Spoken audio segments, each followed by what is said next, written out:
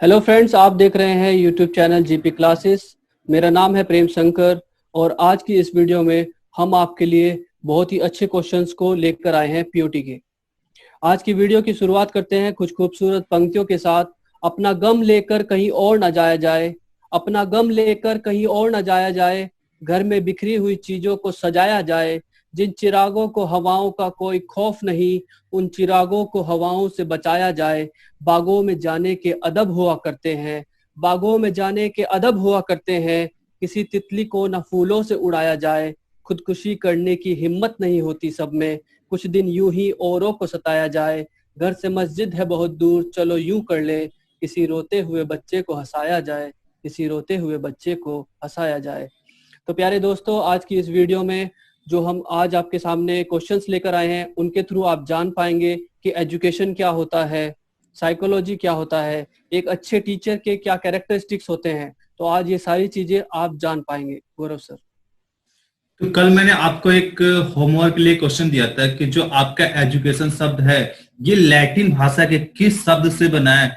तो मैंने देखा करीब वहां पे जवाब आपके अलग अलग आ रहे हैं और अलग अलग आने भी चाहिए थे, क्योंकि आपका जो एजुकेशन शब्द है ना लैटिन भाषा के ऐसे शब्द से बना है कि इसके अकॉर्डिंग अगर जो ऑप्शन में देख के बताऊं आपको, एजुकेशन, डोको और आपका एडुकेटम या फिर ऑल ऑफ दिस, तो आपके जो ऑप्शन है ये आपके ऑप्शन कहीं ना कहीं आपके माइंड में कंफ्यूज क्रिएट करने वाले हैं। ठीक है, तो मैंने यहाँ पे देखा था मोस्टली बच्चों का जवाब बिल्कुल सही आया था और इसका सही जवाब क्या हो जाएगा, तो इसका हो जाएगा आपका ऑप्शन नंबर सी हो जाएगा। क्या हो जाएगा? Option number C. जिसने इसका ऑप्शन नंबर सी जवाब दिया है उसका बिल्कुल सही है। कुछ बच्चों ने इसका जवाब डुको दिया था, तो मैं आपको बता दूं कि अगर पेपर में आएगा तो दोनों में से एक ऑप्शन होगा, या फिर डुको होगा या फिर आपका एडुकेटम होगा। तो दोनों में से आपको अगर एक प्रीफर करना है तो आप हमेशा प्रीफर एक किसे करोगे, आप एडुकेटम को करोगे। अगर एडुकेटम ऑप्शन में नहीं है फिर आप डुको के साथ जा सकते हो। आखिर मैं ये बात आपको क्यों कह रहा हूँ, ये बात कहने के क्या रीजन है कि दो दो ऑप्शन में बता रहा हूँ, इसको प्रेम सर इस वाले पीडीएफ से आपको क्लियर करने वाले हैं,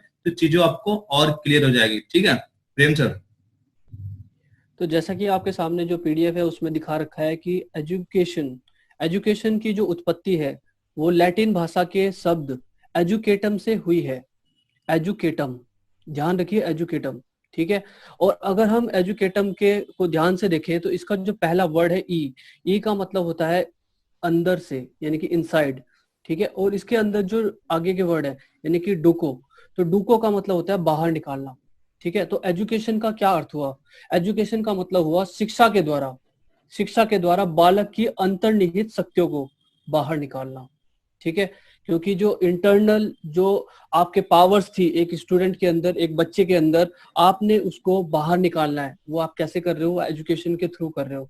तो आई थिंक आपको क्लियर हो गया होगा। एक चीज और है जो मैं आपको बताना चाहूंगा एडिशनल, हो सकता है आप कुछ टाइम बाद ये भूल जाओ, क्योंकि एजुकेशन है तो ये आपका अलग भाषा से डिराइव्ड हुआ है। डिराइव्ड मतलब वहां से आया है, लेकिन जो साइकोलॉजी है वो एक अलग भाषा से आया है। ठीक है, तो आपको कैसे याद रखना है कि जैसे पढ़ते पढ़ते, ठीक है, एजुकेशन। ठीक है, जरा क्वेश्चन सर, क्वेश्चन खोलना, जरा क्वेश्चन पे जाना जरा। ठीक है, तो जैसा कि यहाँ पर आप देख रहे हो, ठीक है, एजुकेशन है, और एजुकेशन जो किस वर्ड से डिराइव्ड हुआ है, ये हुआ है लैटिन वर्ड से। तो आप कैसे याद रख सकते हो कि आप जो पढ़ रहे हो, तो आपके पढ़ते, आपको जो पढ़ना है, पढ़ना आपको जो है लेट कर पढ़ना बड़ा अच्छा लगता है। ठीक है, तो आपने यहाँ पे एक तरह से यहाँ पे एक स्पॉट हिंट बना लिया। ठीक है, इस स्पॉट हिंट का आप यूज करोगे तो आपको एकदम याद आ जाएगा जो एजुकेशन वर्ड है वो आपका कन्फर्म लैटिन भाषा से ही डिराइव्ड हुआ है। ठीक है, ये क्यों हुआ है, कैसे हुआ है, ये हमने आपको अच्छे से बता दिया। अब जैसे अगर हम इसको बी ऑप्शन को कंसीडर कर रहे हैं, तो हमने डूको को इसलिए कंसीडर नहीं किया क्योंकि इसमें ई नहीं है। अगर यहाँ पे होता ई प्लस डूको तो एक बार को हम सेकेंड ऑप्शन को कंसीडर कर सकते थे। तो कंफर्म आपका एजुकेटम ही सही होगा। गौरव सर, तो शायद आपको क्लियर हो गया होगा। मैं थोड़ा सा आपको एक दो लाइन और बता देता हूँ। देखो, जो आपका एजुकेशन होता है ये लैटिन भाषा किस शब्द से बना है, तो यहाँ पे देखो ये किससे बना है, तो ये बना है आपके एजुकेशन से बना है। किससे बना है? तो ये बना आपके एजुकेशन से। ठीक है, इसका क्या हो जाएगा? आपका एजुकेशन हो गया। पर आपका जो एजुकेशन जो शब्द है किससे बना है? ये बना आपके एजुकेटम से बना है। ठीक है, किससे बना? आपका एजुकेटम से बना है। एजुकेटम कैसा शब्द है आपका? ये भी आपका लैटिन शब्द है। पर जो आपका एजुकेटम है आपका, ये देखो यहाँ पे जो मेंशन है, ये जो है आपका, ये ऑलरेडी आपका लैटिन वर्ड है। एजुकेशन का तो एडुकेटम आ गया आपका, एजुकेटम आ गया आपका। ठीक है, पर जो आपका एजुकेटम है, ये भी आपका लैटिन शब्द से ही बना है। और किससे बना आपका? E plus डुको। ई मतलब हो गया आपका आउट ऑफ, और डुको मतलब हो गया टू लीड फॉर, या फिर बोल सकते हैं एब्जेक्ट आउट, या फिर बाहर निकलना। ठीक है, अगर यहाँ पे एजुकेटम नहीं होता तो हम डुको के साथ जा सकते थे, पर डुको आपका किसका लैटिन वर्ड है? तो ये आपका एजुकेटम का है। और फिर जो आपका एजुकेटम किसका है? तो ये आपका एजुकेशन का है। ठीक है, यानी कि डुको आपका किसके अंदर आ गया? तो ये आ गया आपका एजुकेटम का, और एजुकेटम किस में आ गया? तो ये आपका आ गया एजुकेशन में। ठीक है, तो शायद आपको क्लियर है। पेपर में अगर आएगा तो दोनों में से आपसे ऑप्शन एक ही मिलेगा। शायद आपको चीजें क्लियर है। अगले क्वेश्चन पे चलते हैं। अगला क्वेश्चन हम कल के क्लास में कर चुके हैं, फिर भी आप थोड़ा बहुत जवाब दे दो, आपको चीजें और क्लियर हो जाएगी। प्रेम सर, तो अगला क्वेश्चन आपसे पूछ रहा है, स्वस्थ शरीर में स्वस्थ मस्तिष्क का विकास होता है। ये आपने नॉर्मली आपने एक ये युक्ति है, ये कई बार अपनी लाइफ में सुनी होगी कि अगर आपका शरीर स्वस्थ है तो आपका जो मस्तिष्क है वो भी बहुत अच्छे से काम करेगा। तो ये जो कथन है ये किसने कहा था? प्लेटो ने कहा था, अरस्तु ने कहा था, वुडवर्ड ने कहा था, या फिर ट्रो ने कहा था? तो इसका जवाब कल बच्चों से करीब है, लगभग ऑलमोस्ट बच्चों ने बिल्कुल सही जवाब दिया था। और किसने कहा था ये? तो ये कहा था आपके अरस्तु सर ने। और आज ये क्लास में भी देख रहा हूँ अभी भी कि बच्चे बिल्कुल सही जवाब दे रहे हैं, और किसके साथ जा रहे हैं? ऑप्शन बी के साथ जा रहे हैं। ठीक है, तो बहुत बढ़िया, आप एफर्ट दिखा रहे हो, ऐसे आपको एफर्ट दिखाना है। अगले क्वेश्चन पे चलते हैं। तो अगला क्वेश्चन आपके सामने है, साइकोलॉजी शब्द की उत्पत्ति किस भाषा से हुई है? चार ऑप्शन आपके सामने है, जापानी यानी जापानीज, जर्मन जर्मनी की जो लैंग्वेज है, यूनानी, यूनानी को हम क्या बोलते हैं? ग्रीक भी बोलते हैं, और डी आपका ऑप्शन है लैटिन। ठीक है, तो आपको जल्दी से ये बताइए कि जो साइकोलॉजी वर्ड है इसको कहाँ से डिराइव्ड किया गया है, इसकी उत्पत्ति का किस भाषा से हुई है, किस भाषा से इसकी उत्पत्ति हुई है? जल्दी से बताइए आंसर क्या होगा गौरव। तो मैं देख रहा हूँ यहाँ पे ऑलमोस्ट बच्चों के लगभग बच्चों के जवाब सही आ रहे हैं। और किसके साथ जा रहे हैं? तो सभी के सभी यहाँ पे मैं देख रहा हूँ ऑप्शन सी के साथ जा रहे हैं। ठीक है, कुछ बच्चे ऐसे हैं जो कह रहे हैं ग्रीक वर्ड, तो ग्रीक वर्ड भी से, ग्रीक वर्ड का ही आपका दूसरा नाम क्या हो जाता है? आपका इसी को हम यूनानी शब्द के नाम से जानते हैं। ठीक है, यूनानी हो गया, आपका ग्रीक हो गया, ये दोनों आपके एक ही शब्द हैं। ठीक है, ये आपके अलग अलग नहीं है। कुछ बच्चों को थोड़ा सा डाउट लग रहा होगा, पर ये बिल्कुल सही यूनानी शब्द और आपका जो ग्रीक शब्द है, ये दोनों आपके एक ही नाम है, ये अलग अलग भले मेंशन है, पर ये चीज दोनों आपके एक ही चीज है। ठीक है, थोड़ा सा आपको और क्लैरिटी के साथ बता देता हूँ, आपको चीजें और क्लियर हो जाएगी। ठीक है, यहाँ पे देखो आप, जो हमारा साइकोलॉजी होता है ये कैसा वर्ड है? ये भी आपका लैटिन किससे बनके बना होता है? ये कैसा वर्ड है आपका? तो ये आपका ग्रीक वर्ड है। कैसा आपका? ग्रीक वर्ड है। और किससे मिलके बना है आपका? एक हो गया आपका साइके, ठीक है, ये हो गया हमारा साइके, और दूसरा हो गया हमारा लोगस। साइके मतलब क्या होता है? इसका मतलब होता है आपका सोल, जिसके क्या बोलते हैं हम? इसको आत्मा बोलते हैं। ठीक है, जबकि लोगस मतलब क्या होता है? नॉलेज हो सकता है, माइंड हो सकता है, या फिर आपका स्टडी हो सकता है। ठीक है, यानी हम कुल मिला के ये कह सकते हैं कि मन के विज्ञान को हम मनोविज्ञान कहते हैं। ठीक है, साइकोलॉजी किसे कहते हैं? मन के विज्ञान को या मन के अध्ययन को हम क्या कहते हैं? साइकोलॉजी कहते हैं। और जो आपका साइकी है और प्लस आपका जो लोगस है ये आपका, ठीक है, ये आपका जो साइकी हो गया और ये आपका जो लोगस हो गया, ये कैसे शब्द है? ये दोनों आपके ग्रीक शब्द हैं, और ग्रीक को हम यूनानी के शब्द के नाम से जानते हैं। ठीक है, शायद आपको चीजें क्लियर है। अगले क्वेश्चन पे चलते हैं। गौरव एक मिनट इसको गौरव एक मिनट जरा इसको नीचे करना थोड़ा सा। हाँ ठीक है, तो जैसा कि सर ने अभी बता दिया आपको कि साइकोलॉजी की जो उत्पत्ति हुई है वो ग्रीक वर्ड से हुई है। ठीक है, इसको आप लॉन्ग टर्म में ऐसे याद रख सकते हो, जैसे यूनानी है, यूनानी में कौन सा वर्ड आ रहा है? नानी। तो नानी को किस चीज से लगाव है? नानी को साईं भगवान से बहुत लगाव है। ठीक है, यानी कि आस्था है। तो इस तरह से आप इसको एक तरीके से यहाँ पर एक एसोसिएटिव मेथड का यूज करोगे और आप इसको लॉन्ग टर्म तक याद रख सकते हो। गौरव सर आगे बढ़िए, अगला क्वेश्चन 32। तो अगला क्वेश्चन आपके सामने है, कौशल के मूल तत्व कौन कौन से होते हैं? ऑब्जर्वेशन, प्रेजेंटेशन, इमिटेशन, इमिटेशन मतलब नकल करना, या फिर आपका टाइम एंड स्पीड। तो जल्दी से बताइए कौशल के मूल तत्व कौन कौन से होते हैं? तो आपसे पूछ रहा कौशल यानी कि स्किल है, स्किल के आपके बेसिक जो आपके एलिमेंट है, या चाहे ये बोल सकते हैं इसका जो एक तरह से जो मूल जो इसका एलिमेंट है, ठीक है, बेसिक आपके जो इसका एलिमेंट है कौन सा होता है, आपको इसका आपको जवाब देना है। तो आपको पता है कि स्किल के आपके कौन कौन से एलिमेंट होते हैं? तो टाइम होता है, टाइम स्पीड होता है आपका, दूसरा क्या होता है? एक्यूरेसी होता है, और तीसरा होता है आपका वर्कमैनशिप होता है। ये हमारे स्किल के 3 एलिमेंट होते हैं। तो मैं यहाँ पे देख रहा हूँ लगभग लगभग बच्चों का जवाब बिल्कुल सही आ रहा है। और किसके साथ जा रहे हैं, तो ये जा रहे बच्चे ऑप्शन नंबर डी के साथ जा रहे हैं, टाइम और स्पीड से क्या आपका एलिमेंट। इसके अलावा कौन कौन से होते हैं, एक्यूरेसी हो गया, और एक्यूरेसी के अलावा आपका कौन सा होता है तीसरा, वो होता है आपका वर्कमैनशिप। ठीक है, अगले क्वेश्चन पे चलते हैं, शायद आपको चीजें यहाँ पे क्लियर है। तो अगला क्वेश्चन आपके सामने है, observe and instil habits of among the lesson. इसका मतलब है कि ऑब्जर्व कर रहे हो आप, ठीक है, और एक तरीके से सीख रहे हो। ये किसकी निशानी होती है, ठीक है, एमंग द लेसन।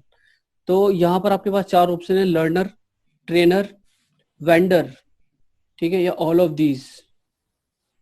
तो बहुत सिंपल क्वेश्चन है। आपको कुछ क्या करते हैं, आपका इंस्टेल या फिर आपके ऑब्जर्व करो, क्या ऑब्जर्व कर रहे हो, जो आपके लेसन है उससे जो संबंधित है, ठीक है, उसके साथ जो अमंग है उसको आप क्या कर रहे हो, एक तरह से ऑब्जर्व कर रहे हो हैबिट में। तो ये किसके लिए करते हो, लर्नर के लिए, ट्रेनर के लिए, फिर वेंडर के लिए, फिर ऑल ऑफ दिस के लिए। इसका सही जवाब क्या होगा, आप कमेंट सेक्शन में जवाब इसका दे सकते हो। तो मैं देख रहा हूँ यहाँ पे कमेंट सेक्शन में जवाब आने स्टार्ट हो गया, लगभग बच्चे के जवाब बिल्कुल सही आ रहे हैं। तो मैं यहाँ पे देख रहा हूँ करीब बच्चों के लगभग जवाब सही आ रहे हैं, 70-80% बच्चों के बिल्कुल जवाब सही आ रहे हैं। और किसके साथ जा रहे हैं, कुछ बच्चे ए के साथ जा रहे हैं, कुछ बच्चे डी के साथ जा रहे हैं। तो जिसने जवाब दिया ऑप्शन ए लर्नर, उसका बिल्कुल सही जवाब है। प्रेम सर अब इसके बारे में थोड़ा सा बताएंगे, फिर हम आगे चलते हैं। प्रेम सर, हो सकता है यह क्वेश्चन आपको थोड़ा सा दिक्कत कर रहा हो, तो मैं आपको इसको एक बार फिर से रिपीट कर दे रहा हूँ। ऑब्जर्व एंड इंस्टिल हैबिट, ठीक है। ऑब्जर्व मतलब ऑब्जर्व करना। जैसा कि आपको पता है कि साइकोलॉजी के अंदर हम ऑब्जर्वेशन पे काफी ज्यादा ध्यान देते हैं कि ऑब्जर्व करो, ठीक है। उसके बाद क्या है, instil habit of. Instil habit का मतलब होता है हैबिट्स का विकास करना, ठीक है। एक अगर आप ऑब्जर्व कर रहे हो और आदतों का विकास कर रहे हो, ठीक है, तो ये किसकी कैरेक्टरिस्टिक होती है, ये पूछना चाह रहा है ये। तो एक लर्नर की कैरेक्टरिस्टिक होती है, एक ट्रेनर की कैरेक्टरिस्टिक होती है, एक वेंडर की कैरेक्टरिस्टिक होती है। वेंडर क्या होता है, वेंडर वो होता है, मान लीजिए जैसे आपने किसी को कुछ काम कहा, ठीक है, कि भाई मेरे लिए ये सामान ला के देना, तो वो एक तरीके से वेंडर है, वो आपको ला के दे रहा है वो चीज, ठीक है। जैसे कंपनीज होती है, कंपनीज को मान लिया लेबर वगैरह चाहिए होती है, तो उनके पास वेंडर होते हैं ना, जो उनके लिए भाई अरेंजमेंट करते हैं कि भाई लेबर इधर से लिया है उधर से लिया है, ठीक है, तो वो होता है वेंडर।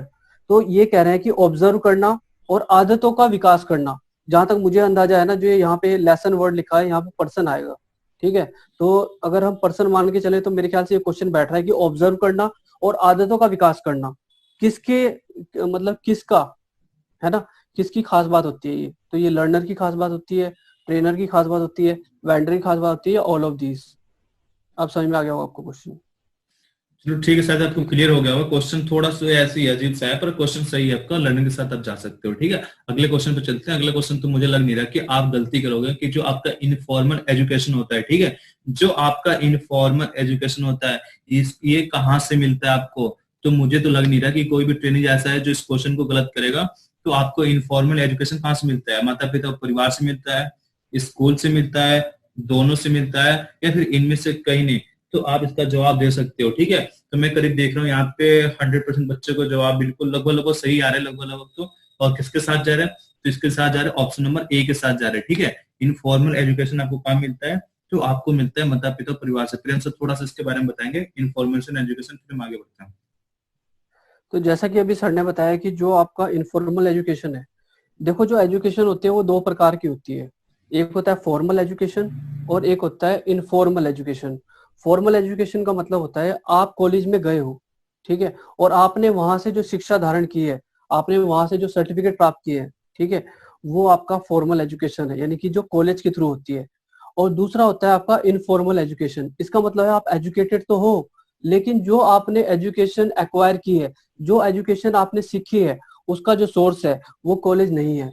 एक उदाहरण के रूप में जैसे जो थॉमस अल्वा एडिसन थे, वो कॉलेज काफी कम गए, लेकिन उनको बहुत ज्यादा ज्ञान था, ठीक है, और वो बहुत ही कामयाब थे अपनी लाइफ में। उन्होंने जो शिक्षा प्राप्त की वो अपनी मदर के थ्रू की, ठीक है, यानी कि माता से। तो ये एक प्रकार का उदाहरण हुआ इनफॉर्मल एजुकेशन का, ठीक है। तो ये मेरे ख्याल से आपको क्लियर हो गया होगा। देखो आपको थोड़ा सा और हल्का देखो, इनफॉर्मल और फॉर्मल। फॉर्मल में कहा जो चीज आप कुछ रूल रेगुलेशन से करते हो, टाइम बॉन्ड के वजह से करते हो, जिसका टाइम निर्धारित आपका रूल रेगुलेशन है, वहां पे आपको सर्टिफिकेट वगैरह दिया जाता है। तो ये चीज जहां पे आएगा ये आपका फॉर्मल है। इनफॉर्मल जहां पे कोई आपको सर्टिफिकेट नहीं दिया जाएगा, आपको कोई टाइम बॉन्ड नहीं है, कोई रूल रेगुलेशन नहीं है, ठीक है। तो ये जहां से आपको इस टाइप से एजुकेशन मिलते हैं आपका नॉन इनफॉर्मल होता है। ठीक है, तो आपको बेसिक बेसिक क्लियर हो गया। अगले क्वेश्चन पे चलते हैं। अगला क्वेश्चन आपका क्या कह रहा हूँ।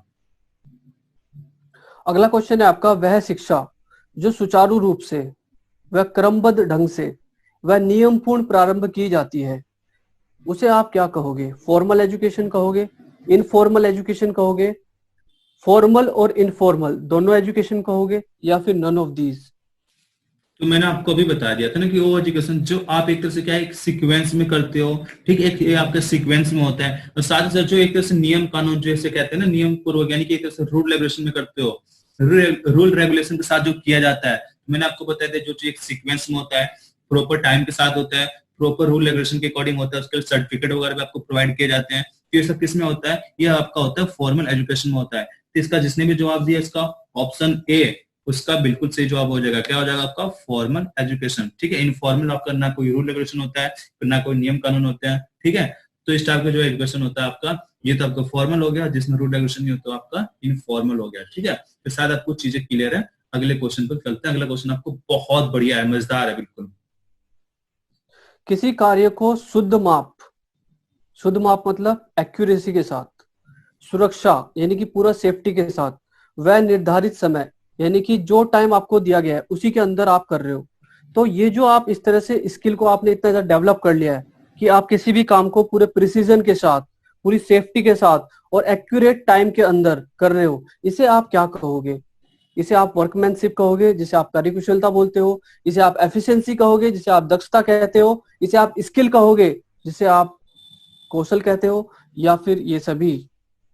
तो ये देखो, क्वेश्चन में थोड़ा सा देख रहा हूँ, बल्कि बच्चों को हल्के फुल्के ऊपर नीचे आ सकते हैं जवाब इसके। इसलिए आ सकते हैं क्योंकि आपने जो एक तरह से डेफिनेशन पढ़ते हो ना, अगर उसको एक तरह से सीक्वेंस में सिस्टमैटिक तरीके से नहीं पढ़ोगे ना, तो आपको थोड़ा सा प्रॉब्लम क्रिएट होगा वहां पे। ठीक है, अगर मैं बात करूं किसकी, अगर मैं बात करूं कार्यकुशलता यानी कि वर्कमैनशिप के, तो इसके आपके दो तीन एलिमेंट होते हैं। कौन कौन से होते हैं? इसका आपका एक्यूरेसी होता है, इसका आपका सेफ्टी होता है, और इसका होता है पंचुअलिटी होता है। ठीक है, ये इसके एलिमेंट होते हैं, ये आपके वर्कमैनशिप के होते हैं। जबकि जो आपके जो स्किल होता है, स्किल के कौन कौन से एलिमेंट होते हैं? तो उसका टाइम हो गया, टाइम स्पीड हो गया, आपका एक्यूरेसी हो गया, और फिर आपका जो वर्कमैनशिप है ये आपका स्किल का एलिमेंट है। तो क्वेश्चन क्या कह रहा?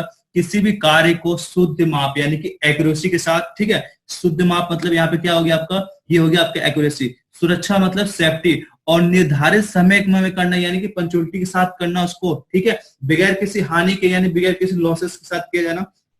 तो हम इसको कहते हैं, क्या कहते हैं?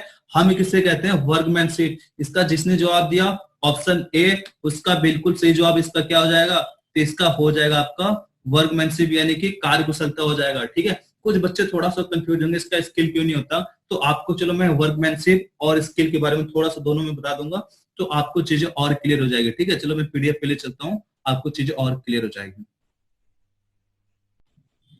तो चलो मैं आपको पीडीएफ दिखाता हूँ, उससे आपको और चीजें क्लियर हो जाएगी। ठीक है, तो यहाँ पे देखो, यहाँ पे मैंने आपको बताया था कि जो आपके व्हाट इज द वर्कमैनशिप यानी किसी भी काम को आप एक्यूरेसी के साथ करते हो, सेफ्टी के साथ करते हो, और पंचुअलिटी निर्धारित समय के साथ करते हो बिना किसी लॉसेस के, तो हम इसे कहते हैं वर्कमैनशिप कहते हैं। क्या कहते हैं इसको? हम कहते हैं वर्कमैनशिप कहते हैं। ठीक है, तो शायद आपके यहाँ पे चीज ऐड है, यहाँ पे आपको पढ़ के अच्छा लगा होगा। किसी कार्य को शुद्ध माप, सुरक्षा और निर्धारित समय के अंदर बगैर किसी हानि के साथ किया जाना हमारा क्या कहलाता है? वर्कमैनशिप कहलाता है। थोड़े से बच्चे कंफ्यूजन ये होंगे कि जो हमारा स्किल क्या होता है, उसकी मेन डेफिनेशन क्या होता है, तो चलो उसको भी देख लेते हैं, आपको चीजें और क्लियर हो जाएगी। ठीक है, तो आपको बेसिक चीजें और क्लियर हो जाएगी। तो चलो देख लेते हैं, यहाँ पे देखो आप, आपको चीजें और क्लियर हो जाएगी। ठीक है,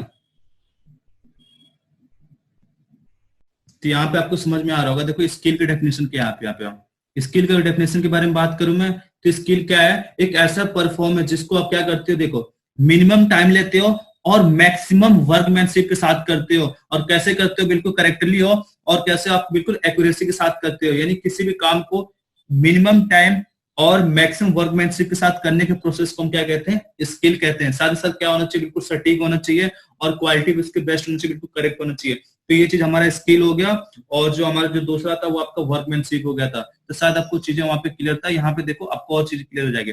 जो हमारी एफिशिएंसी होनी है, यहाँ पे देखो एक लाइन यहाँ पे देखो आप, क्या मेंशन है कि efficiency of doing is a work, जो आप काम कर रहे हो उसकी जो एफिशिएंसी है, हम उसी एफिशिएंसी को क्या कहते हैं, वर्कमैनशिप कहते हैं, क्या कहते हैं, वर्कमैनशिप कहते हैं। यानी किसी भी काम को आप बार बार जब करते रहते हो ना, तो जो उसकी जो गलती है, उसकी जो एफिशिएंसी वो बढ़ जाती है, तो ये हमारा क्या होता है, वर्कमैनशिप होता है। क्या होता है, वर्कमैनशिप होता है। ठीक है, तो शायद आपको चीजें क्लियर हो गया कि हमारा स्किल क्या है और हमारा नॉलेज क्या है। क्लियर है ना। यहाँ पे देखो स्किल वर्कमैनशिप का क्या था, किसी भी काम को एक्यूरेसी, सेफ्टी और पंक्चुअलिटी के साथ करना बगैर किसी लॉसेस के, हमारा वर्कमैनशिप है। जबकि हमारा जो स्किल है, स्किल क्या कहते हैं, किसी भी काम को मिनिमम टाइम और मैक्सिमम वर्कमैनशिप के साथ करना, साथ साथ करेक्टली और अपने एफिशिएंसी के साथ करना, ये हमारा स्किल कहलाता है। तो शायद आपको चीजें क्लियर है।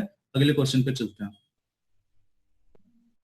तो अगला क्वेश्चन आपके सामने है, कार्य कुशलता के मूल्यांकन करने के मुख्य बिंदु क्या हैं?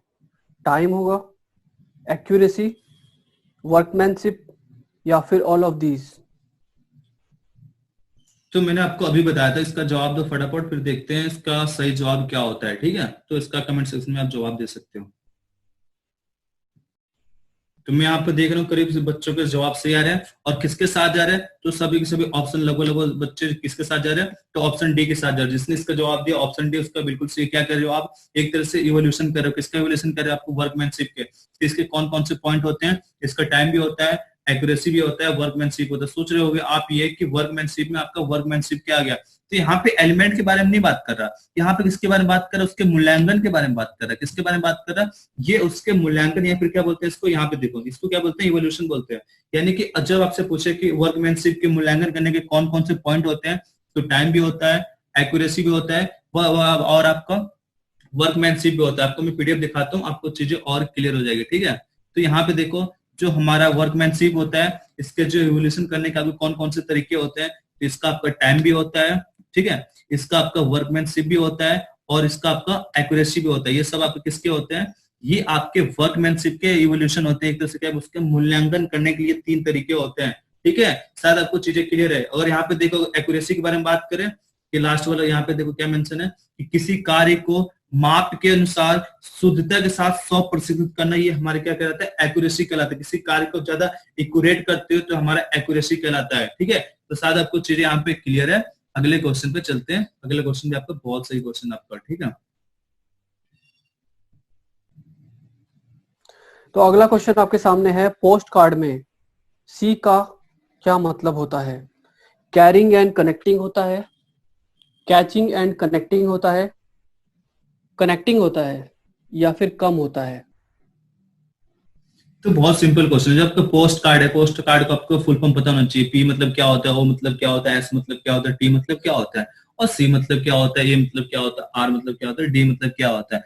इस जो आपका पूरा पोस्ट कार्ड है, इस पोस्ट कार्ड में जो आपको सी दिखाई दे रहा है, जो कार्ड वाला है, सी का क्या मतलब है, तो मैं देख रहा हूँ करीब बहुत से बच्चों को जवाब बिल्कुल सही आ रहे हैं। और किसके साथ जा रहे हैं बच्चे, जल्दी जवाब दो जो बच रहे हैं। तो इसका जिसने भी जवाब दिया, क्या चीज, जिसने जवाब दिया ऑप्शन ए यानी कि कैरिंग एंड कनेक्टिंग, उसका बिल्कुल सही जवाब है। ठीक है, इसका जिसने जवाब दिया ऑप्शन ए, उसका बिल्कुल सही जवाब है। प्रेम सर आपको थोड़ा बहुत इसके बारे में यहाँ बताएंगे, फिर हम आगे चलते हैं। ठीक है, तो जैसा कि पोस्ट कार्ड के बारे में आपकी जानने की इच्छा होगी, ठीक है, तो पोस्ट कार्ड क्या होता है? एक तरीके से तरीका है बहुत ही अच्छे तरीके से पढ़ाने का। तो इसके में पी का क्या मतलब होगा? प्लानिंग। यानी कि प्लानिंग एक ऐसी स्टेज है जिसके अंदर आप प्लान करते हो कि आपको स्टूडेंट्स को कैसे पढ़ाना है। ओ का मतलब क्या होता है? ऑर्गेनाइज। इसका मतलब है आपके पास जो भी टीचिंग एड्स हैं उनको आप अच्छे तरीके से ऑर्गेनाइज कर लें। तीसरा होता है एस। एस का मतलब होता है सिलेक्टिंग। सिलेक्टिंग का मतलब है जैसे आपके पास 2 या 2 से अधिक टीचिंग एड्स हैं, तो आप वहां पर सिलेक्ट करते हो कि मेरे को कौन सा टीचिंग एड यूज करना है पढ़ाने के लिए। टी का क्या मतलब होता है? टी का मतलब होता है ट्रेनिंग। इसका मतलब है आप उसके बाद ट्रेनिंग देते हो। उसके बाद है सी। सी का मतलब होता है केयरिंग एंड कनेक्टिंग। तो सी जो है वो बहुत इंपॉर्टेंट होता है। सी का मतलब क्या होता है? Caring and connecting. इसका मतलब है एक टीचर को अपने स्टूडेंट्स की केयर करनी चाहिए। कैसे केयर करेगा? वो ऐसे केयर करेगा कि अगर आपका स्टूडेंट है, अगर वो थोड़ा बहुत भी अगर मान लिया कोई दिक्कत कर रहा है, तो ऐसा नहीं है कि आप उसको फायर कर दो, ठीक है, आप उसके ऊपर बहुत ज्यादा गुस्सा कर रहे हो, आपने उसको क्लास से भगा दिया, ठीक है, या आपने उसकी इंसल्ट कर दी। एक टीचर का जो बिहेवियर है वो असर्टिव होगा। तो आप क्या करोगे, आप उस चीज को समझोगे कि ये इस तरह का बिहेव क्यों कर रहा है। केयरिंग इसी चीज को बोलते हैं। और कनेक्टिंग का क्या मतलब होता है, teaching is all about connecting. अगर आप कनेक्ट कर पा रहे हो, इन्फॉर्मेशन को आप अच्छे से कनेक्ट कर पा रहे हो, तो वो होता है कि आपका जो टीचर है वो बहुत ही अच्छा है, इफेक्टिव है। उसके बाद है ए का मतलब होता है एडवाइजिंग। एडवाइजिंग का मतलब होता है अगर आपका स्टूडेंट है, आपने कोई क्वेश्चन पूछा, वो ठीक से नहीं जवाब दे पाया, तो आप उसको एडवाइस कर सकते हो कि आपको इस तरह से पढ़ना चाहिए, ठीक है। या फिर आप जो है आपने उसको और बेटर तरीके से बता दिया उसको, तो ये होता है एडवाइजिंग। और आर का मतलब होता है रेगुलेटिंग। रेगुलेटिंग का क्या मतलब होता है कि एक तरीके से डिसिप्लिन में बांध के रखना, ठीक है। रेगुलेटिंग का क्या मतलब होता है, रेगुलेटिंग का मतलब होता है कि जो भी चीज आप पढ़ा रहे हो, जो भी आप अगर क्लास ले रहे हो, तो ऐसा ना हो कि आपकी क्लास जो है वो एक तरीके से इनडिसिप्लिन में बिहेव करे।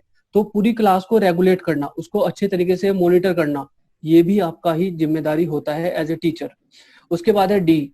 डी का मतलब होता है डायरेक्टिंग। डायरेक्टिंग मतलब उनको डायरेक्ट करना है, ठीक है। इसका मतलब जैसे आपने उनको क्वेश्चन दे दिया, आपने उनको असाइनमेंट दे दिया, तो आप क्या कर रहे हो, एक तरीके से उनको डायरेक्ट कर रहे हो कि हाँ आपको ये क्वेश्चन करके लाने हैं।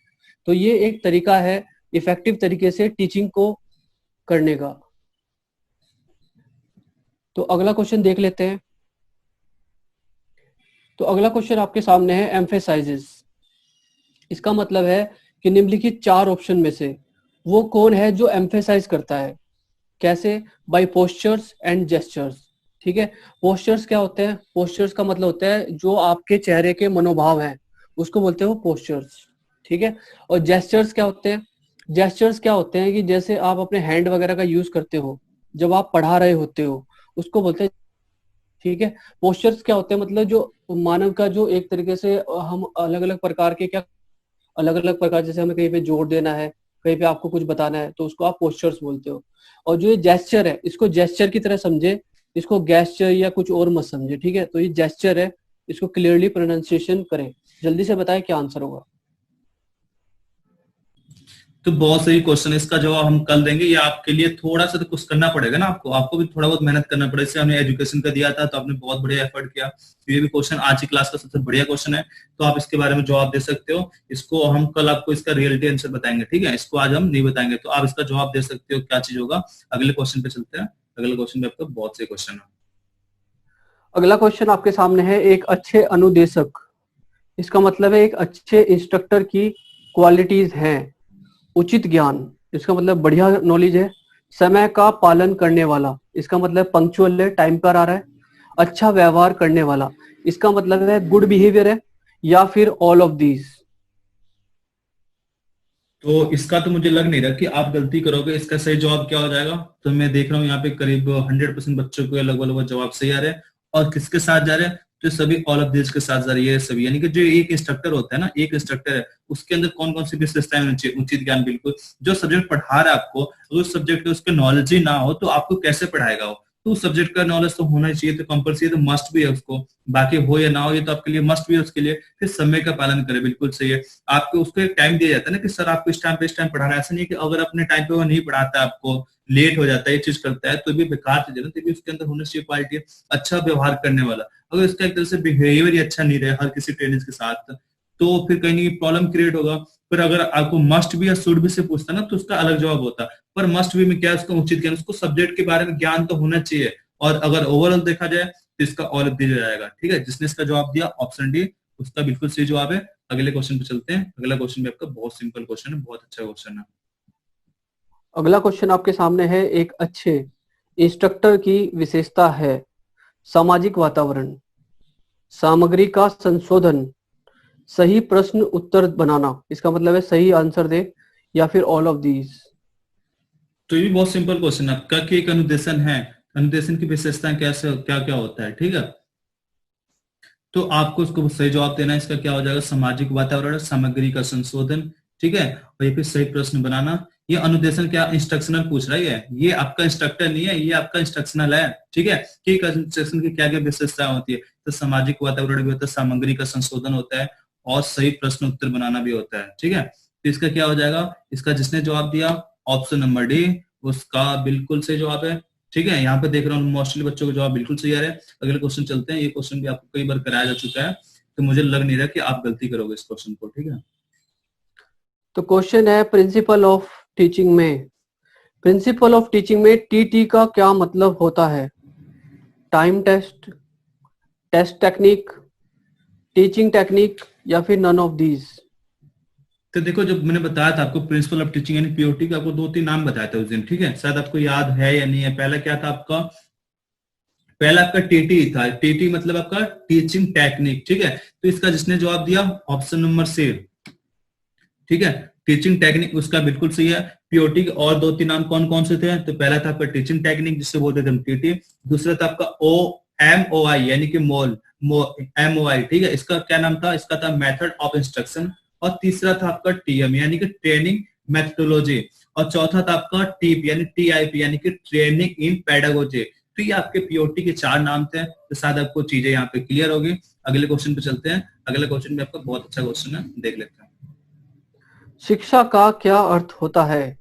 सीखना, समझना, समझाना या फिर ये सभी? तो जो आपका एजुकेशन होता है उसका अर्थ क्या होता है, उसका मीनिंग क्या होता है? तो इसका मैं देख रहा हूँ करीब 100% बच्चे करीब जवाब सही दे रहे हैं। और क्या जा रहे हैं? तो सभी के सभी ऑप्शन नंबर डी के साथ जा रहे हैं। किसके साथ जा रहे हैं? ऑप्शन नंबर डी के साथ जा रहे हैं, ठीक है। मैं आपको पीडीएफ दिखाता हूँ, आपको चीजें और क्लैरिटी के साथ समझ में आ जाएगा। चलो देखते हैं।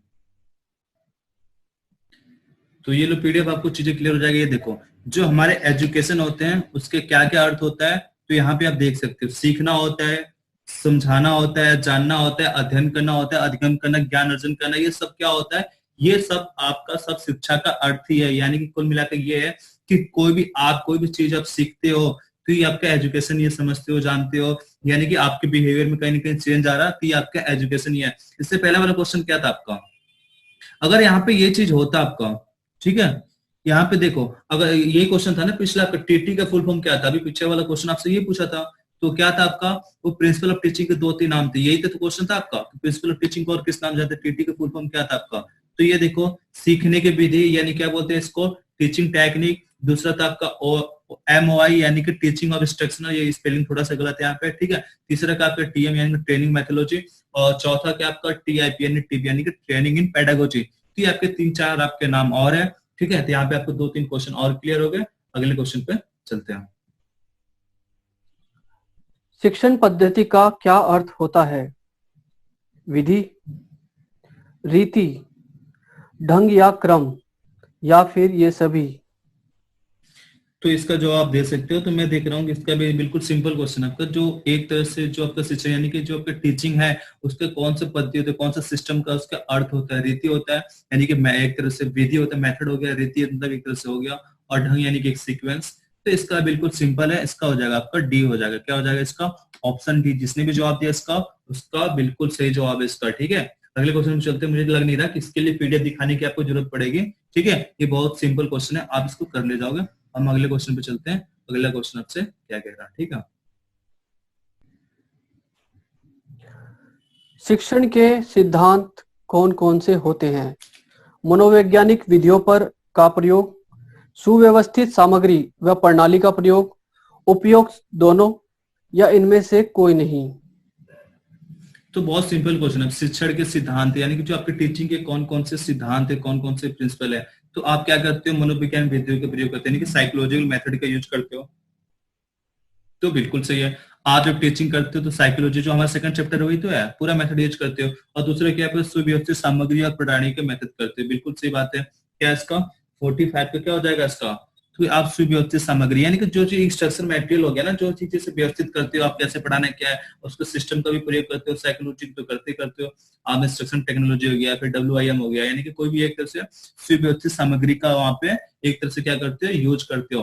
तो इसका जिसने जवाब दिया ऑप्शन नंबर सी यानी कि उपरोक्त दोनों, उसका बिल्कुल सही जवाब है। अगले क्वेश्चन पे चलते हैं। अगला क्वेश्चन भी आपका बहुत सही क्वेश्चन है आपका, ठीक है। तो मुझे लग नहीं रहा कि अगला क्वेश्चन के जवाब आप गलत दोगे। Full form of MOI, method of interest, method of instruction, method of individual, method of institute? तो मुझे लग नहीं रहा। अभी मैंने आपको बताया था ना, पीओटी के 2-3 नाम आपके और थे। मैंने बताया था ना, पहला था टीटी यानी कि टीचिंग ऑफ टेक्निक, दूसरा था आपका OMOI यानी कि क्या था? मेथड ऑफ क्या था? इंस्ट्रक्शन था, क्या था आपका दूसरा जो था आपका? तो दूसरा था आपका मेथड्स ऑफ इंस्ट्रक्शन, ठीक है। तो इसका जिसने भी जवाब दिया क्या हो जाएगा इसका? इसका जिसने भी जवाब दिया आपका ऑप्शन नंबर बी उसका बिल्कुल सही, पीओटी का ही नाम है आपका, मेथड ऑफ इंस्ट्रक्शन। ठीक है, ये जवाब आपका पीओटी का ही है, पीओटी का आपका ये नाम है। अगले क्वेश्चन पे चलते हैं। अगला क्वेश्चन भी बहुत सही क्वेश्चन आपका। पढ़ाते समय महत्वपूर्ण वस्तु है मशीन, औजार, ब्लैक एंड व्हाइट बोर्ड या फिर ये सभी।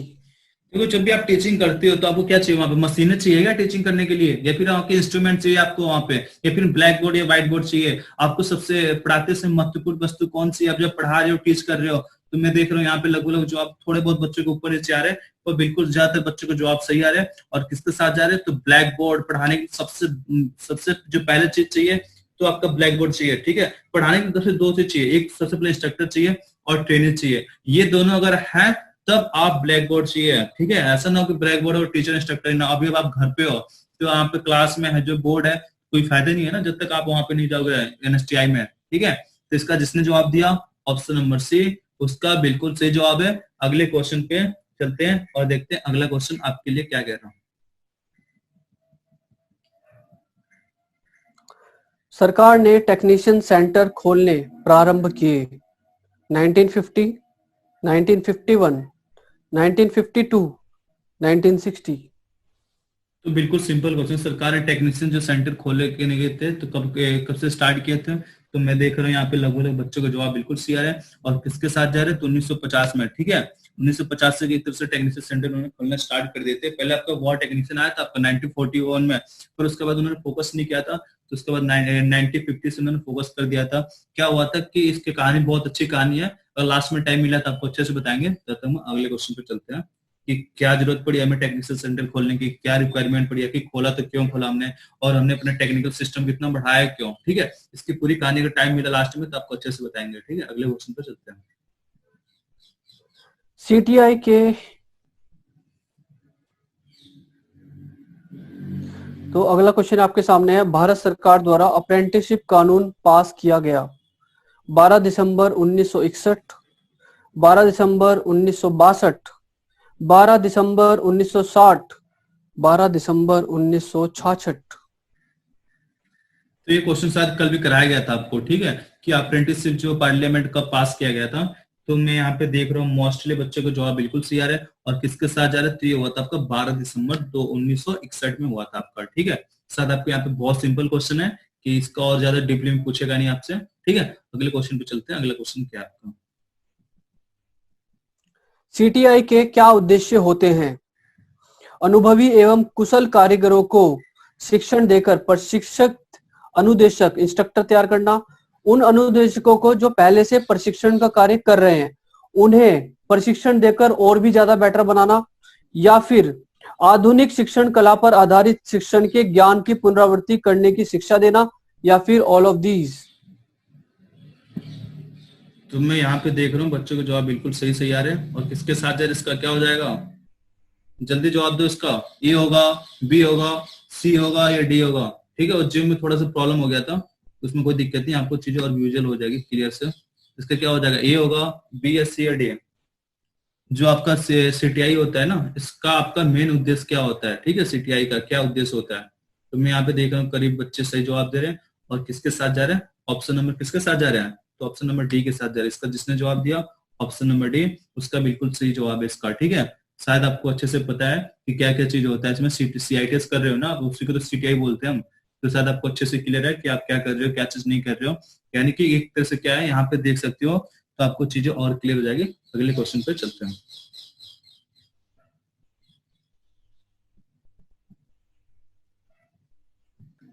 तो अगला क्वेश्चन आ गया आपके सामने। अगला क्वेश्चन आपसे क्या पूछ रहा हूँ कि जो आपका ये होता है, क्या होता है फुल फॉर्म ऑफ सीएसटीआरई, यानी कि सीएसटीएआरआई का फुल फॉर्म क्या होता है? आप फुल फॉर्म बताओ, प्रेम सर आपको लास्ट में अच्छे से एक्सप्लेन करने वाले हैं। प्रेम सर। तो आपके पास 4 ऑप्शन है, जल्दी से बताइए क्या आंसर होगा। आपको इसकी फुल फॉर्म बतानी है, और मुझे पता है कि आप में से कई लोगों को दिक्कत होने वाली है इसकी फुल फॉर्म में, क्योंकि काफी लंबी चौड़ी फुल फॉर्म है। बट इसका कुछ ना कुछ ऐसा इजी तरीके से बताएंगे कि आपको याद हो जाएगा। तो कुछ लोगों के सही आंसर आ रहे हैं, सही आंसर देख लेते हैं। सही आंसर लगाइए सर, गौरव सर। तो इसका सही क्या हो जाए? कल मैंने आपको बताया था, ठीक है, कल आपको मैंने एक चीज बताया था कि जब मैंने आपको बताया था कोर्स कंस्ट्रक्शन, यानी कोर्स कौन आपका कंस्ट्रक्शन करता है, सिलेबस को कौन डिजाइन करता है, तो कल ही मैंने आपको बताया था, ठीक है। तो कौन करता है आपका, CSTAR करता है। इसका फुल फॉर्म क्या होगा, centre staff training and research institute होगा। क्या होगा इसका, बताओ जल्दी, अभी भी बहुत से बच्चों ने जवाब नहीं दिया। इसका क्या होगा, इसका क्या हो जाएगा, इसका हो जाएगा आपका centre staff training and research institute. शायद आपको चीजें क्लियर है, प्रेम सर बताएंगे अभी, फिर हम आगे चलते हैं। देखिए इसकी जो फुल फॉर्म है ना, आपको याद रखना आवश्यक है। तो आप एक काम कर सकते हैं, इसको और इजी बना सकते हैं। आपको क्या करना है कि आपको सिर्फ इतना याद रखना है कि ये जो शास्त्री है, शास्त्री क्या है, एक प्रकार का ट्रेनिंग एंड रिसर्च इंस्टीट्यूट है, ठीक है। तो आपको सिर्फ TAR याद रखना है। TAR का क्या मतलब होगा, ट्रेनिंग एंड रिसर्च। आई का मतलब आपको क्या पता है, लगभग ज्यादातर इंस्टीट्यूट ही होता है। और जहां तक बात है CS की, तो CS से आपको याद रखना है कि सेंट्रल स्टाफ है ये, ठीक है। एक तरीके से यहाँ पे आपका सेंट्रल स्टाफ जो होगा वो बैठेगा। और उसके बाद क्या याद रखना है आपको, तार यानी कि ट्रेनिंग एंड रिसर्च, और आई से आप कनेक्ट कर लेंगे इंस्टीट्यूट, ठीक है। तो फुल फॉर्म क्या हो जाएगी, सेंट्रल स्टाफ, ठीक है, central staff training and research institute. तो अगला क्वेश्चन देख लेते हैं। अगला क्वेश्चन आपके सामने है 52। तो यहाँ पे देखो, अभी मैंने आपको फुल फॉर्म बताया था, ठीक है, तो आपको चीजें और क्लियर हो जाएगी। यहाँ पे देखो आप, ठीक है, आपको 2-3 लाइन और एडिशनल बता देते हैं। यहाँ पे देखो, CSTAR का फुल फॉर्म क्या बताया, central staff training and research institute. इसका क्या मतलब है, अगर ये क्या करता है आपका, ये कोर्स का एक तरह से कंस्ट्रक्शन करता है और एक तरह से सिलेबस का एक तरह से डिजाइन किया जाता है, ठीक है। तो ये आपसे यहाँ पे क्वेश्चन यही आपका बहुत अच्छा है आपका, ठीक है। तो मुझे लग नहीं रहा कि इसमें आपको थोड़ी सी भी प्रॉब्लम क्रिएट होगा आपको, यानी कि ये संस्थान आपका 1968 में कोलकाता के विशेष रूप से स्टाफ प्रशिक्षण आदि के लिए स्थापित किया गया था, जिसमें आपके प्रशिक्षण अधिकारी, सहायक प्रशिक्षक अधिकारी, प्रचार आदि को प्रशिक्षण देने के कार्य किया जाता है, यानी कि एक तरह से ट्रेनिंग देने का कार्य यहाँ पे किया जाता था। और यहाँ पे देखो किसके सहायता से खोला गया था, यह संस्थान आपके जर्मनी के की सहायता से खोला गया था। किसके सहायता से खोला गया था, तो आपसे क्वेश्चन पूछ लेता है, ठीक है, किसके सहायता से खोला गया था, कि आपके जर्मन संघीय गणराज्य के सहयोग से खोला गया था। और इसके मुख्य उद्देश्य क्या थे, इसके मुख्य उद्देश्य आपके थे कि जो भी आप तरह से को पढ़ाया जा रहा है आपको, ठीक है, इसी निर्धारित प्रशिक्षण सामग्री, यानी कि ट्रेनिंग की जो सामग्री है, जो आपके कोर्स है, और इसका क्या जो एक तरह से विजुअल सामग्री है, इसका उत्पादन करना, इसके बनाना है, ठीक है। तो शायद आपको, मुझे लग नहीं रहा कि आपको थोड़ा सी प्रॉब्लम हो रहा होगा। सारे क्वेश्चन आपको यहाँ पे क्लियर हो गए। अगले क्वेश्चन पे चलते हैं। CSTAR किस देश की मदद से खोला गया, जर्मनी, जेनेवा। जेनेवा तो वैसे भी कोई देश नहीं है, जेनेवा तो स्विट्जरलैंड की राजधानी नहीं है। जेनेवा एक इंपॉर्टेंट शहर है स्विट्जरलैंड का। अमेरिका या फिर फ्रांस। तो मुझे लग रहा है इसका जवाब बहुत सही जवाब देने वाला। अभी मैंने आपको बता दिया कि CSTAR का फुल फॉर्म बताया किस देश से मदद से खोला गया था, तो ये खोला गया था, कोई जर्मनी की मदद से खोला गया था। किसकी मदद से खोला गया था,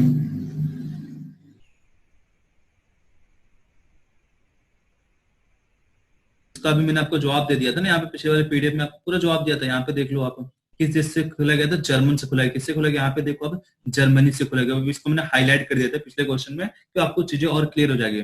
तो किसके मदद से खोला गया था, ये जर्मनी के। किसका, जिसने जवाब दिया ऑप्शन ए, उसका बिल्कुल सही जवाब है।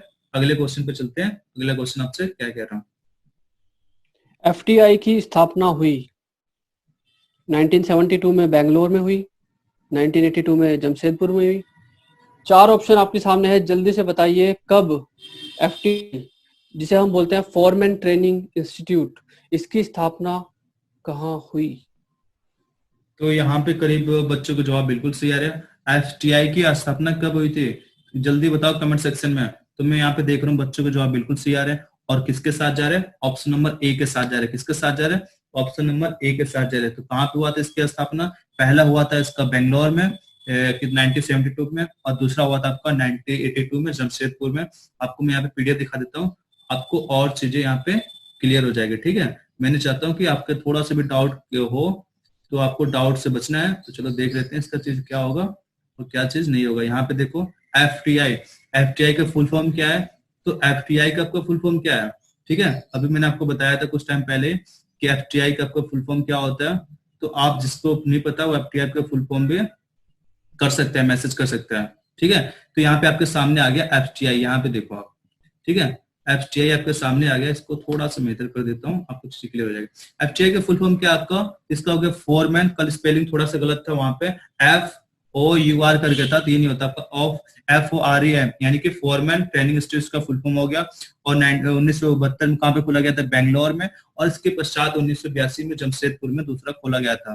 ठीक है, के साथ आपको चीजें क्लियर हो गया होगा। इसका मुख्य उद्देश्य क्या होता है फोरमैन का, कि जो आपके तकनीकी इंजीनियरिंग की सहायता से तकनीकी सुरक्षा के सुधार के लिए ट्रेनिंग प्रदान करना इसका है। ठीक है, क्या है, ट्रेनिंग प्रदान करना, कि जो भी आपके इंजीनियरिंग डिपार्टमेंट है उसके आपके टेक्निकल के सुधार के लिए एक ट्रेन से ट्रेनिंग प्रदान किया जाता है इसमें। ठीक है, तो साथ आपको चीजें यहाँ पे क्लियर है। अगले क्वेश्चन पे चलते हैं, अगला क्वेश्चन आपसे क्या कह रहा है। ठीक है, अगला क्वेश्चन आपके सामने है, शिक्षण क्या है? एक कला, एक विज्ञान, समाज और संगठन, इनमें से कोई नहीं, या फिर ये सभी? तो एक तरह से आपको पता है ना कि शिक्षण यानी टीचिंग एक तरह से है क्या, टीचिंग है क्या, एक तरह से एक आर्ट भी है और एक साइंस भी है, बिल्कुल सही है। समाज और संगठन भी है इसका शिक्षण, इनमें से कोई नहीं, या फिर ये इनमें से कोई नहीं, या फिर ये सब है। तो आपको बताना है इसका क्या होगा। तो मैं यहाँ पे देख रहा हूँ करीब 100% बच्चों को जवाब बिल्कुल सही आ रहा है। और इसका क्या, टीचिंग क्या आपका आर्ट भी है और साइंस भी तो है आपका। साइकोलॉजी भी पढ़ाया गया था आपको, साइकोलॉजी भी क्या आपका साइंस है और विज्ञान भी है आपका, आर्ट और साइंस भी आपका। इसका जिसने भी जवाब दिया ऑप्शन ए, मैं देख रहा हूँ मोस्टली बच्चों को, लगभग बच्चों को जवाब बिल्कुल सही आ रहा है। और किसके साथ जा रहे हैं, तो ऑप्शन नंबर ए के साथ जा रहे हैं। अगले क्वेश्चन पे चलते हैं और देखते हैं अगला क्वेश्चन आपका क्या कह रहा है। 2-4 क्वेश्चन और आज की क्लास में रह गया। ठीक है, शिक्षण आवश्यक है। लर्निंग टू नो, जानने के लिए सीखना। लर्निंग टू डूइंग, किसी काम को करने के लिए सीखना। लर्निंग टू लीव, यानी कि आजीविका के लिए, या फिर इनमें से कोई नहीं? ये भी बहुत सिंपल क्वेश्चन आपका, कि जो आपका शिक्षक आवश्यक है, जो टीचिंग आपके लिए आवश्यक है, इसके लिए कुछ जानने के लिए सीखते हो, कुछ करने के लिए, या फिर अपने जीवन को व्यापन करने के लिए, अपनी जिंदगी को जीने के लिए करते हो, या फिर इनमें से कोई नहीं है। तो इसका जवाब आप दे सकते हो। इसका जवाब क्या होगा, इसमें से जो लास्ट वाला ऑप्शन है ना, मुझे लग रहा है कहीं ना कहीं गलती है। चलो देख लेते हैं क्या गलती है इसमें, क्या चीज नहीं है, आपको और चीजें क्लियर हो जाएगा। मुझे लग रहा है क्वेश्चन थोड़ा सा डिफेक्ट है, कि शिक्षक के लिए आवश्यक है, तो आपको चीजें और क्लियर हो जाएगी। यहाँ पे देखो, ठीक है,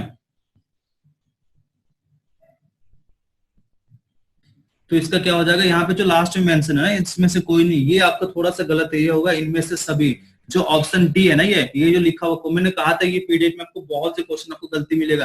ये लिखा लास्ट में इनमें से कोई नहीं, तो ये यहाँ पे नहीं होगा, यहाँ पे होगा आपका ऑल ऑफ दिस। क्या होगा, ऑल ऑफ दिस। तो क्या इसका होगा आपका ए होगा, बी होगा, सी होगा, या फिर होगा इसमें से ऑल ऑफ दिस। तो इसका जवाब दे सकते हो। चलो मैं आपको पीडीएफ दिखाई देता हूँ। ठीक है, अभी मिल नहीं रहा था, अब मिल गया। चलो देख लेते हैं। तो टीचिंग के जो एक तरह प्रोफेशनल होता है, जो टीचिंग के जो चीज होता है, तो इसके लिए क्या क्या जरूरत होता है, तो यहाँ पे चलो देख लेते हैं कि हमारा जो टीचिंग है इसके लिए क्या क्या प्रोफेशनल होता है। ठीक है, तो यहाँ पे देखो आपको चीजें और क्लियर हो जाएगा। मैं आपको क्यों कह रहा था ऑल ऑफ दिस होगा, यहाँ पे देखो कुछ हम जानने के लिए भी सीखते हैं। ठीक है, हम जानने के लिए भी सीखते हैं, या फिर क्या कहते हैं हम लर्निंग किस लिए कहते हैं, कुछ जानने के लिए सीखते हैं। ठीक है, दूसरा क्या आपका कार्य करने के लिए सीखते हैं, बिल्कुल सही बात है। हम कुछ सीखते हैं किसी कार्य को करने के लिए, यानी कि लर्निंग टू डूइंग, यानी कुछ करने के लिए हम सीखते हैं, लर्निंग करते हैं। और तीसरा क्या है कि जीवन निर्वाह के लिए सीखना, यानी कि हम जीवन को जीने के लिए भी सीखते हैं। क्या है, जीवन को जीवन कर सकते हैं, यानी कि लाइफ, क्या जीवन को जीने के लिए भी हम सीखते हैं। और लास्ट क्या है, डेवलपमेंट के लिए, लर्निंग टू डेवलपमेंट, यानी खुद के विकास के लिए भी हम चीजों को सीखते हैं। ठीक है, तो इसका जिसने जवाब दिया था ना ऑल ऑफ दिस, यानी लास्ट वाला, उसका बिल्कुल सही है। यहाँ पे जो आपका डी ऑप्शन है ना, इनमें से कोई नहीं, ये यहाँ पे नहीं होगा, यहाँ पे क्या होगा आपका ऑल ऑफ दिस।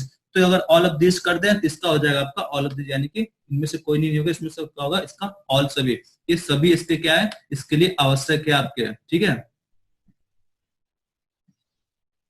तो यहाँ पे क्या हो जाएगा, ऑल ऑफ दिस हो जाएगा इसका। ठीक है, ये लास्ट वाला इनमें से कोई नहीं है, थोड़ा सा इसमें मुझे लग रहा है कि पीडीएफ में गलती है, तो आपको चीजें क्लियर हो जाएगा। यहाँ पे ऑल ऑफ दिस जितने भी सही दिख रहा है आपको, सभी के सभी हो जाएगा इसमें से। ठीक है, अभी आज की क्लास के 2 क्वेश्चन है, इसके बाद प्रेम सर आपको उड़ान भरने वाले पोएट्री सुनाएंगे, और एक क्वेश्चन मैंने आपको दिया था होमवर्क के लिए, उसको आपको करके आना है। ये प्रेम सर बताएंगे, फिर हम आगे चलते हैं। इंस्ट्रक्टर के गुणों के अंतर्गत आता है leadership, class manner, class control, या ऑल ऑफ दीज? तो मुझे तो लग नहीं रहा कि इसका भी गलती करोगे आप। जो एक तरह से इंस्ट्रक्टर है उसके अंदर जो कैरेक्टरिस्टिक है, उसके जो गुण है, जो प्रॉपर्टी है, उसके अंतर्गत आता है। लीडरशिप तो होना चाहिए, एक तरह से देखा जाए तो उसके अंदर कंपलसरी नहीं है, मतलब ऑप्शन में है यहाँ पे ऑल ऑफ दिस भी है ना आपके। क्लास के लिए उसके अगर मैनर भी होना चाहिए ना उसको, ये भी सही है। और क्लास को कंट्रोल करना अगर नहीं आ रहा तो क्या चीज है भाई, फिर तो गलत है उसके पास। तो जिसने भी जवाब दिया ऑल ऑफ दिस, उसका बिल्कुल सही जवाब इसका क्या हो जाएगा, ऑप्शन डी हो जाएगा। इसका क्या हो जाएगा, ऑप्शन डी हो जाएगा। आज का सेकंड लास्ट क्वेश्चन देखते हैं, उसके बाद फिर हम आपको एक उड़ान भरने वाले पॉजिटिव सुनाएंगे। प्रेम सर, एप्लीकेशन के तुरंत बाद क्या करना चाहिए? प्रेजेंटेशन करनी चाहिए, इवैल्यूएशन करना चाहिए, प्रिपरेशन करनी चाहिए, या ऑल ऑफ दीज? तो बहुत सिंपल क्वेश्चन है भाई। देखो हमारे 4 स्टेप होते हैं ना, प्रिपरेशन होता है, प्रेजेंटेशन होता है, तीसरा हमारा एप्लीकेशन होता है, चौथा हमारा क्या होता है, टेस्ट है, फिर इवोल्यूशन होता है। तो ये आपसे ये पूछ रहा एप्लीकेशन हमारा कौन सा स्टेप है, तो एप्लीकेशन हमारा तीसरा स्टेप होता है। कैसा स्टेप होता है, ये हमारा तीसरा स्टेप होता है। और चौथा स्टेप क्या होता है, हमारा टेस्ट है, फिर इसको क्या बोलते हैं, इवोल्यूशन कहते हैं। तो इसका जिसने भी जवाब दिया ऑप्शन नंबर बी उसका बिल्कुल सही जवाब है। आप मुझे ये बता सकते हैं इवोल्यूशन फिर टेस्ट में हम कौन सा नियम यूज करते हैं, ठीक है। तो आप ये बता सकते हो, साथ साथ आप ये बता सकते हो कि प्रेजेंटेशन में और प्रिपरेशन में हम कौन कौन सा नियम यूज करते हैं, ठीक है। रेडिनेंस का नियम कहाँ कहते हैं, प्रपोज का नियम कहाँ कहते हैं, तो आपको क्लैरिटी हो जाएगी। आज का लास्ट क्वेश्चन देखते हैं, फिर प्रेम सर आपको एक उड़ान भरने वाली पोएट्री सुनाएंगे, तो आपको चीजें और भी क्लियर हो जाएगी। शिक्षक की मानसिक बीमारी के पीछे क्या कारण हो सकता है? 4 ऑप्शन आपके सामने हैं, जल्दी से बताइए क्या कारण हो सकता है जिसकी वजह से आपका शिक्षक मनोवैज्ञानिक रूप से या मानसिक रूप से बीमार हो सकता है।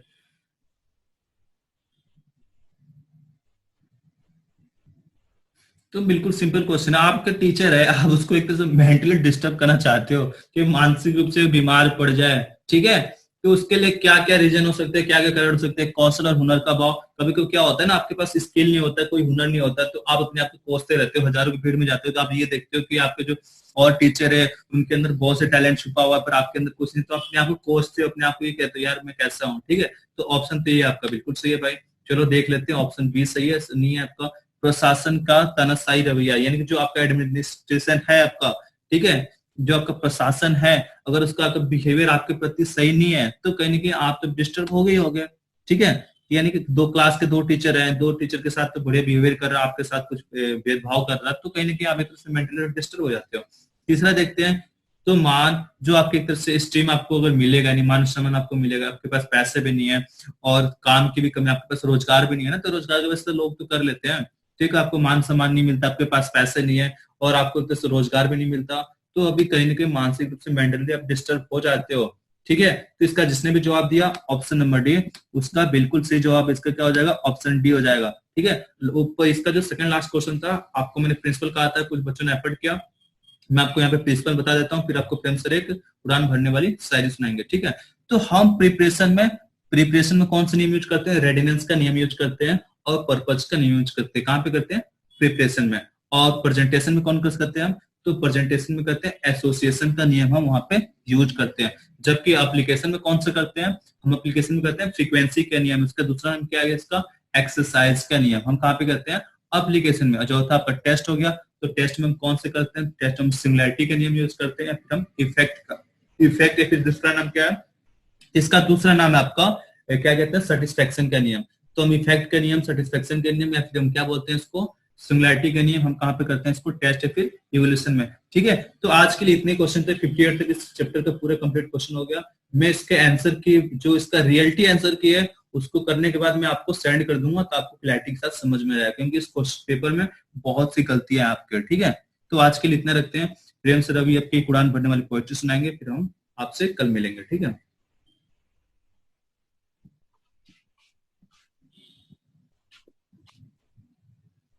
तो उम्मीद है आपको आज का सेशन काफी अच्छा लगा होगा। और जाते जाते कुछ शब्द में आपको ये कहूंगा कि अगर आप इलेक्ट्रिकल या इलेक्ट्रॉनिक्स ब्रांच से हैं तो चैनल को थोड़ा अपने फ्रेंड वगैरह को सेंड कर दें, अपने आप भी सब्सक्राइब कर लें, ठीक है। और क्योंकि हम इलेक्ट्रिकल और इलेक्ट्रॉनिक्स की वीडियो भी लाने वाले हैं जल्दी। और जाते जाते कुछ पंक्तियां आप सबके लिए जो आपको बहुत मोटिवेट करेंगी। तू खुद की खोज में निकल, तू खुद की खोज में निकल, तू किस लिए हताश है, तो चल तेरे वजूद की समय को भी तलाश है। तू खुद की खोज में निकल, तू किस लिए हताश है, तू चल तेरे वजूद की समय को भी तलाश है। जो तुझसे लिपटी बेड़ियां समझ ना इनको वस्त्र तू, जो तुझसे लिपटी बेड़ियां समझ ना इनको वस्त्र तू, ये बेड़ियां पिघाल के बना ले इनको शस्त्र तू। तो खुद की खोज में निकल, तो खुद की खोज में निकल, तो किस लिए हताश है, तो चल तेरे वजूद की समय को भी तलाश है। चरित्र जब चरित्र जब पवित्र है, तो क्यों है ये दशा तेरी, ये पापियों को हक नहीं कि ले परीक्षा तेरी। तो खुद की खोज में निकल, तो किस लिए हताश है, तो चल तेरे वजूद की समय को भी तलाश है। जला के भस्म कर उसे जो क्रूरता का जाल है, आरती की लो नहीं तो क्रोध की मिसाल है। तू खुद की खोज में निकल, तो किस लिए हताश है, तो चल तेरे वजूद की समय को भी तलाश है। चूनर उड़ा के ध्वज बना, चूनर उड़ा के ध्वज बना, गगन भी कप कपाएगा, अगर तेरी चूनर गिरी तो एक भूकंप आएगा। तो खुद की खोज में निकल, तो किस लिए हताश है, तो चल तेरे वजूद की समय को भी तलाश है, समय को भी तलाश है। Thank you everyone. और कल आपका इंडिपेंडेंस डे है, तो congratulations to all of you. Thank you so much.